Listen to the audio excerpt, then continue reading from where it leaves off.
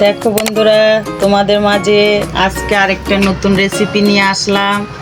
দেখো, তোমরা তো কত রকমের চুষি খেয়েছো, সুজি দিয়ে তো কখনো খাওনি। এইভাবে বাড়িতে বানিয়ে সুজির চুষি পিঠা বানিয়ে খাবা, হেবি ভালো লাগে খেতে। তোমরা এইভাবে বাড়িতে বানিয়ে খেয়ে আমাকে কমেন্টে জানাবা কেমন হয়েছে। আর যদি ভালো লাগে লাইক, কমেন্ট, শেয়ার আর আমাদের পেজটাকে ফলো করবা।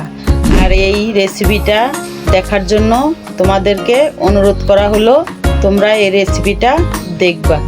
প্রথমে প্যান গরম করে 1 বাটি সুজিকে ভালো করে ভেজে নিতে হবে।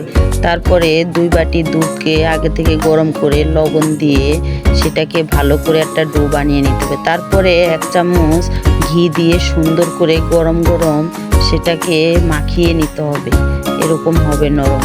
তারপর ওইখান থেকে একটু নিয়ে এই যে এরকম করে সবগুলাকে বানিয়ে নিতে হবে। দেখো কি সুন্দর লাগছে।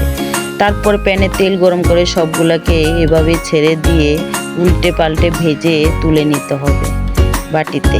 দেখো কি সুন্দর লাগছে। তারপরে প্যানে চিনি দিয়ে একটা শিরা বানিয়ে নিতে হবে। 2 এলাচ ফেটিয়ে তারপরে সুন্দর করে ফুটিয়ে সবগুলাকে ঢেলে দিতে হবে চিনির শিরাতে।